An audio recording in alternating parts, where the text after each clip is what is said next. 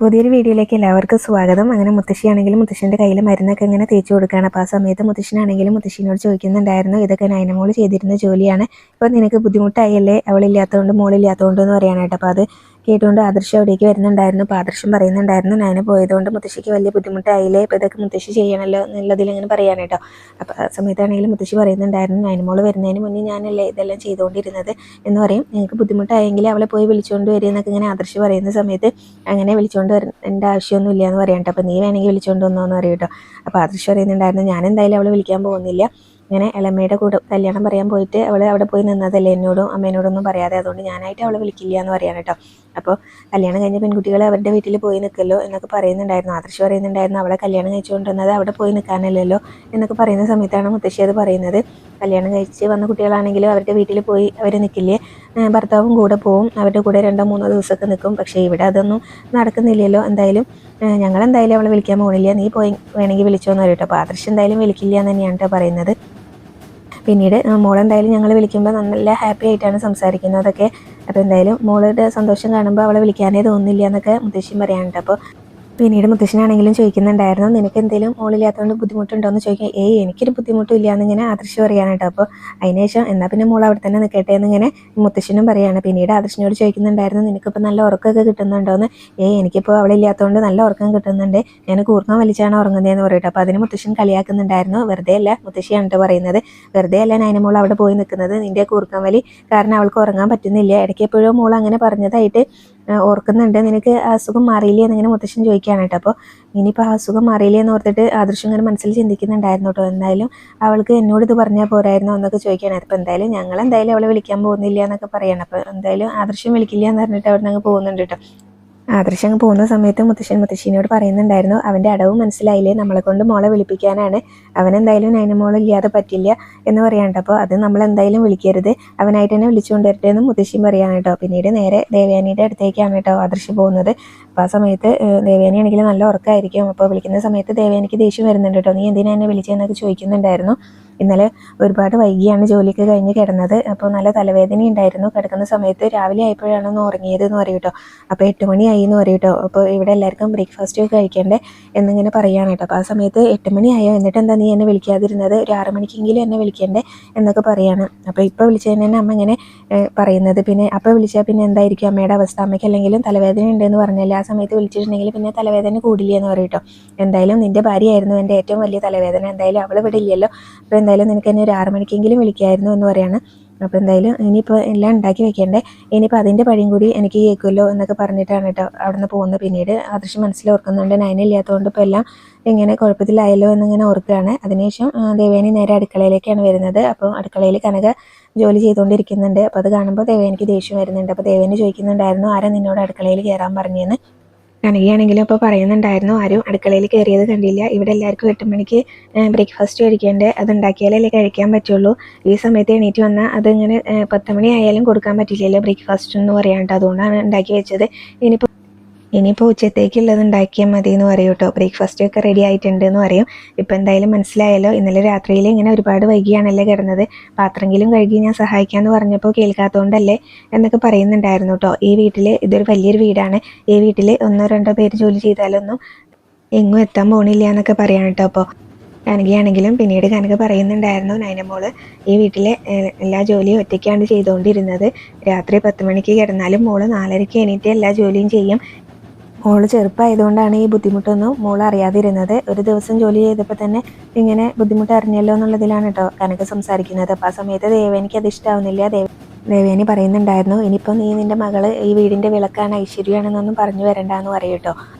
പിന്നീട് കനക പറയുന്നുണ്ടായിരുന്നു, ഇങ്ങനെ മോൻ്റെ കാച്ചി എണ്ണ തീർന്നത് അമ്മ അറിഞ്ഞിട്ടില്ലല്ലോ, അതാണ് ഞാനിപ്പോൾ ഇവിടെ കാച്ചിക്കൊണ്ടിരിക്കുന്നതെന്ന് പറയും. ആ സമയത്ത് ദേവേനിക്ക് ഇഷ്ടാവുന്നില്ല. ദേവേനി പറയുന്നുണ്ടായിരുന്നു, അവൾ വരുന്നതിൻ്റെ മുന്നേ ഇങ്ങനെ ആദർശം ഇങ്ങനെ കാച്ചി എണ്ണ തേച്ചൊന്നല്ല കുളിച്ചിരുന്നതെന്ന് പറയും കേട്ടോ. അപ്പോൾ അതിങ്ങനെ ഇവിടെ അന്ന് മീനാക്ഷി ഉണ്ടായിരുന്നല്ലോ, ജോലിക്കാരി ഉണ്ടായിരുന്നല്ലോ, അവർ ചെയ്തുകൊണ്ടായിരിക്കും അമ്മ അതറിയാതെ പോയത് എന്നൊക്കെ പറയുകയാണ്. കനക അങ്ങനെ പറഞ്ഞൊന്നും ദേവേനിക്ക് ഇഷ്ടമായിട്ടില്ല. പിന്നീട് കനകയോട് പറയുന്നുണ്ടായിരുന്നു, ഇനി എന്തായാലും നീ അടുക്കളയിൽ കയറണ്ട, ഞാനും ജലജയും കൂടെ തന്നെ എല്ലാം ഉണ്ടാക്കിക്കോളാം എന്ന് പറയണം കേട്ടോ. അപ്പോൾ കനകയാണെങ്കിലും കാച്ചി എണ്ണയൊക്കെ അവിടെ റെഡിയാക്കി വെച്ചിട്ട് അവിടെ നിന്ന് അങ്ങ് പോകുന്നുണ്ടായിരുന്നു. ആയിക്കോട്ടെ എന്ന് പറഞ്ഞിട്ട് അവിടെ നിന്ന് അങ്ങ് പോകും കേട്ടോ. പിന്നീട് ജലജിയാണെങ്കിലും സോഫയിൽ കിടന്ന് നല്ല ഉറക്കമായിരിക്കും. ആ സമയത്താണ് കേട്ടോ ദേവേനി വന്ന് വിളിക്കുന്നത്. അവളുടെ ഒരു ഉറക്കം കണ്ടില്ലേ എന്ന് പറഞ്ഞിട്ട്. അപ്പോൾ ഒരു കാര്യം ഏറ്റെടുത്താലേ അതിങ്ങനെ ശരിയായിട്ട് ചെയ്യണം എന്നൊക്കെ ഇങ്ങനെ പറഞ്ഞുകൊണ്ടിരിക്കുകയാണ്. അപ്പോൾ ജലജിക്കാണെങ്കിലും ജോലി ചെയ്തുകൊണ്ട് തന്നെ ഒന്നിനും വയ്യാന്നാണ് കേട്ടോ പറഞ്ഞുകൊണ്ടിരിക്കുന്നത്. അപ്പോൾ എന്തായാലും ഒരു ജോലി ഏറ്റെടുത്താൽ അത് നമ്മൾ കൃത്യമായിട്ട് ചെയ്യണം എന്നൊക്കെ പറഞ്ഞിട്ട് ദേവേനിയും പറയുകയാണ് എനിക്കും വയ്യ, തലയ്ക്കും തീരെ സുഖമൊന്നും ഇല്ല എന്ന് പറയട്ടോ. അത് നേരത്തെ ഇല്ലല്ലോ എന്നിങ്ങനെ ജലജ ആക്കി പറയട്ടോ. അപ്പോൾ എന്താ നീ പറഞ്ഞതെന്ന് ചോദിക്കട്ടോ. അല്ല, ഇടയ്ക്ക് ഏട്ടത്തിക്ക് ഇങ്ങനെ തലവേദന വരാറുണ്ടല്ലോ, അതാണ് ഞാൻ ഉദ്ദേശിച്ചതെന്ന് പറയും. എന്തായാലും എനിക്ക് രാവിലെ എണീക്കുന്ന ഒരു ബുദ്ധിമുട്ടേ ഉള്ളൂ, എന്നെ ഒന്ന് സഹായിക്കുക എന്നൊക്കെ പറഞ്ഞ് വിളിച്ചുകൊണ്ട് വരാനുണ്ട്. അപ്പോൾ ഇവിടെ ഇങ്ങനെ വന്നു കയറിയവൾക്ക് നമ്മൾ എന്തിനാണ് വെച്ച് വിളമ്പി കൊടുക്കുന്നത്, ഇങ്ങനെ പണിയെടുത്താൽ നമ്മുടെ നടു ഒടിഞ്ഞു പോകും, നമ്മൾ ഇങ്ങനെ വൈകാതെ തന്നെ വടിയാവും എന്നൊക്കെ പറഞ്ഞുകൊണ്ടിരിക്കുകയാണ് കേട്ടോ. അപ്പോൾ എന്താ പിന്നീട് ജലജ പറയുന്നുണ്ടായിരുന്നു നമുക്ക് ആ മീനാക്ഷിനെ വിളിച്ചാലോ എന്ന്. അപ്പോൾ എന്തായാലും മീനാക്ഷിനെ വിളിക്കേണ്ട, അവളിങ്ങനെ വല്ലപ്പോഴും അല്ലേ വരാറുള്ളത്, അങ്ങനെ തന്നെ വന്നാൽ മതി, ആരുടെ മുന്നിലും തോറ്റു കൊടുക്കാൻ എനിക്ക് പറ്റില്ല, എന്തായാലും നീ എന്നെ വന്നൊന്ന് സഹായിക്കുക എന്നൊക്കെ പറയുകയാണ് കേട്ടോ ജലജനോട്. അപ്പോൾ ജലജ പറയുന്നുണ്ടായിരുന്നു അപ്പോൾ ഇങ്ങനെ ഇന്നലെ ഒരു ദിവസം കൊണ്ട് ഇതെല്ലാം തീരുമെന്നാണ് ഞാൻ വിചാരിച്ചത്, നമ്മൾ ഉണ്ടാക്കിയ ഭക്ഷണം ഇങ്ങനെ ടേസ്റ്റ് ഇല്ല എന്ന് പറഞ്ഞുകൊണ്ട് പിന്നെ നമ്മളോട് അടുക്കളയിൽ കയറണ്ട പറയുന്നതാണ് ഞാൻ വിചാരിച്ചതെന്നൊക്കെ പറയുന്നുണ്ടായിരുന്നു കേട്ടോ. അപ്പോൾ എനിക്കും സത്യത്തിൽ പറഞ്ഞാൽ മടുത്തിട്ടുണ്ട്. അപ്പോൾ എന്തായാലും ഭക്ഷണം ഉണ്ടാക്കിയല്ലേ പറ്റുള്ളൂ, ആരുടെ മുന്നിലും തോറ്റു കൊടുക്കാൻ എനിക്ക് പറ്റില്ല എന്ന് പറഞ്ഞിട്ട് നീ എന്നെ ഒന്ന് സഹായിക്കുക എന്ന് പറഞ്ഞിട്ട് ദേവേനെ അവിടെ നിന്ന് പോകുന്നുണ്ട് കേട്ടോ. അപ്പോൾ ജലജയ്ക്കാണെങ്കിലും ഭയങ്കര ദേഷ്യമാണ്, ജോലി എടുക്കാനൊന്നും വലിയ താല്പര്യമൊന്നുമില്ല കേട്ടോ.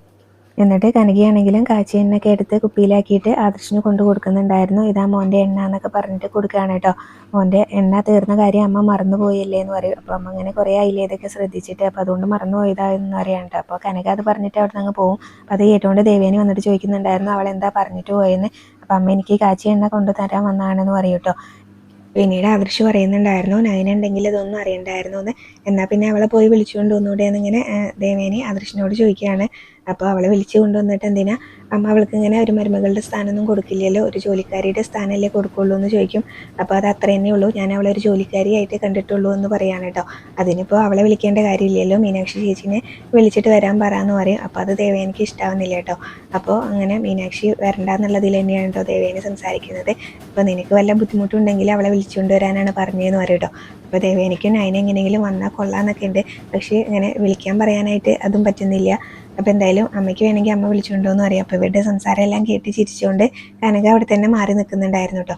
പിന്നീട് ദേവേനി പറയുന്നുണ്ടായിരുന്നു അവൾക്കൊരു അഹങ്കാരമുണ്ട്, അവളെങ്ങനെ ഇവിടെ ഇങ്ങനെ അവൾ പലപ്പോഴും വീട് വിട്ട് പോകാൻ ഇറങ്ങിയപ്പോഴൊക്കെ ഇവിടെ പിടിച്ചു നിർത്തുമായിരുന്നല്ലോ, അപ്പോൾ അതുകൊണ്ട് തന്നെ ഇവിടുന്ന് ആരെങ്കിലും ചെന്ന് അവളെ വിളിക്കുന്നുള്ളൊരു അഹങ്കാരമുണ്ട്, അവളത് വെച്ച് മുതലാക്കുകയാണെന്നൊക്കെ പറഞ്ഞിട്ട് ദേവേനി ദേഷ്യത്തോടെ അവിടെ നിന്ന് അങ്ങ് പോകും കേട്ടോ. ഇവിടുത്തെ ജോലികളെല്ലാം ചെയ്യാൻ എനിക്ക് അറിയാമെന്നൊക്കെ പറഞ്ഞിട്ട് അവിടെ നിന്ന് അങ്ങ് പോകും. പിന്നീട് ഇങ്ങനെ ആദർശം മനസ്സിൽ ഓർക്കുന്നുണ്ടായിരുന്നു ഞാനില്ലാത്ത ഇവിടെ എല്ലാവർക്കും ബുദ്ധിമുട്ടുണ്ടാക്കിയിട്ടുണ്ട്, എന്തായാലും അവളെ ഒന്ന് വിളിച്ച് നോക്കാമെന്ന് പറഞ്ഞിട്ട് ഫോൺ എടുത്ത് വിളിക്കുന്നുണ്ടായിരുന്നു കേട്ടോ. അപ്പോൾ ഫോൺ എടുത്ത ശേഷം തന്നെ നയന ആദ്യം ചോദിക്കുന്നത് നമ്പർ മാറിയിട്ട് വിളിച്ചതാണോ എന്നാണ് കേട്ടോ ചോദിക്കുന്നത്. അല്ല, ഞാൻ നിന്നെ തന്നെ വിളിച്ചതാണെന്ന് പറയും. ഇവിടെ ഇപ്പം മീനാക്ഷി ചേച്ചി ഇല്ലാത്തതുകൊണ്ട് ഇവിടുത്തെ കാര്യം ഭയങ്കര ബുദ്ധിമുട്ടിലാണെന്ന് പറയും കേട്ടോ. അപ്പോൾ എന്തായാലും അങ്ങനെ മീനാക്ഷി ചേച്ചിയുടെ പകരക്കാരി ആവാൻ എന്നെ എന്തായാലും കിട്ടില്ല, അങ്ങനെ ഒരു ജോലിക്കാരി ആവാൻ എന്നെ എന്തായാലും കിട്ടില്ല, എനിക്ക് അവിടെ വന്നാൽ ഒരു ഭാര്യയുടെ സ്ഥാനം കിട്ടണം, ഒരു മരുമകളുടെ സ്ഥാനം കിട്ടണം, എന്നിട്ട് ഞാൻ അങ്ങോട്ട് വരുള്ളൂ എന്ന് പറയും. ആ സമയത്ത് ആദർശ് പറയുന്നുണ്ടായിരുന്നു അതങ്ങനെ പെട്ടെന്നൊന്നും കിട്ടുമെന്ന് തോന്നുന്നില്ല എന്ന് പറയാൻ കേട്ടോ. എന്നാൽ പിന്നെ ഞാൻ പെട്ടെന്ന് അങ്ങോട്ട് വരുന്നില്ല, ഇടയ്ക്ക് ഇങ്ങനെ ഈ കാര്യം പറഞ്ഞ് എന്നെ ഇങ്ങോട്ട് വിളിക്കേണ്ട, പിന്നെ എന്തിനാ ഇങ്ങോട്ട് വിളിച്ചതെന്നൊക്കെ ചോദിക്കുന്നുണ്ടായിരുന്നു കേട്ടോ. അപ്പോൾ എന്തായാലും ഇനിയിപ്പോൾ അത് അറിഞ്ഞിട്ട് തന്നെ ഞാൻ വരുന്നുള്ളൂ എന്ന് പറയും. എന്നിട്ട് അതിനെ കോൾ കട്ട് ചെയ്യാണ്. ആ സമയത്ത് ആദർശ് ഇങ്ങനെ മനസ്സിൽ ഓർക്കുന്നുണ്ടായിരുന്നു ഇപ്പോൾ പന്ത് അവളുടെ കോർട്ടിലാണ്, അത് അവൾക്ക് എവിടേക്ക് വേണമെങ്കിലും തട്ടാം, അതാണ് ഇപ്പോൾ അവൾ ചെയ്തുകൊണ്ടിരിക്കുന്നതെന്ന് ഇങ്ങനെ ഓർക്കുകയാണ്. പിന്നീട് എല്ലാവരും ഭക്ഷണം കഴിക്കാനായിട്ട് ഇരിക്കുകയാണ്. അപ്പോൾ ആദർശിന് ഇങ്ങനെ ഭക്ഷണമൊക്കെ വിളമ്പി കൊടുത്തിട്ട് കനക ചോദിക്കുന്നുണ്ടായിരുന്നു എങ്ങനെയുണ്ട് മോനെന്ന്. അപ്പോൾ നന്നായിട്ടുണ്ട് എന്ന് പറയും കേട്ടോ.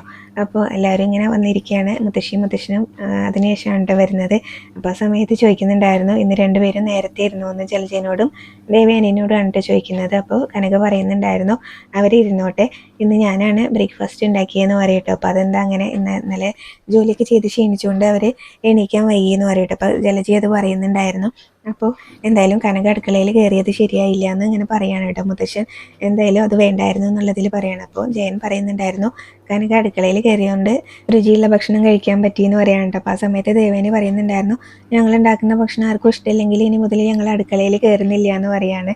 അപ്പോൾ അത് കേട്ടുകൊണ്ട് മുത്തശ്ശൻ പറയുന്നുണ്ടായിരുന്നു ഇനിയിപ്പോൾ അങ്ങനെ വേണ്ട, എന്തായാലും ഇനിയിപ്പോൾ ഭക്ഷണത്തിൻ്റെ ടേസ്റ്റ് കുറച്ച് കുറഞ്ഞാലും കുഴപ്പമില്ല, ഇങ്ങനെ തന്നെ അങ്ങ് മുന്നോട്ട് പോയാൽ മതി എന്ന് പറയാണ് കേട്ടോ.